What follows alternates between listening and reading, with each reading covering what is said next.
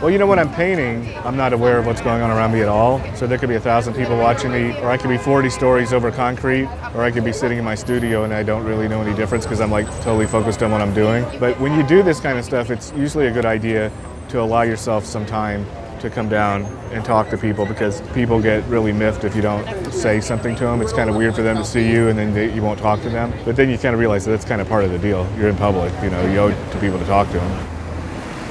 My first memories of this wall were, I believe it was 1984. I visited New York and I brought a big 4x5 camera and I took a picture of the wall, and it had been done by Keith Haring, Kenny Scharf, Days, Crash, and maybe A1, now I can't remember. And those guys just got a ladder and went and did the wall. They didn't care.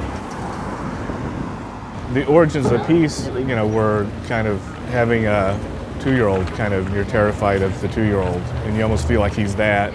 And he feels like he's that or wishes he was that, but just that kind of dynamic between parents and kids. Well, this one's just a collage of hundreds and hundreds of fake ads. It's called subvertising. I've been doing it since the 70s, and it's kind of where you use the platforms that media uses to, you know, promote products and businesses, and then you subvert what they're saying. My very first encounter with social media changing the dynamic was I went back to my hometown, which is a very small town in the Midwest, and I went out on the street and I started doing this mural. And then the street just flooded with people, and it was because of social media. And even when I go to places, you know, I knew who all the artists are. A few months ago, we were in Argentina, and we went to this big street art festival.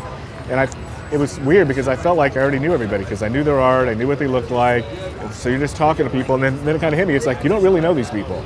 You guys have never met, but you're talking like you've always known each other, and you followed each other for years. And it's really an interesting thing.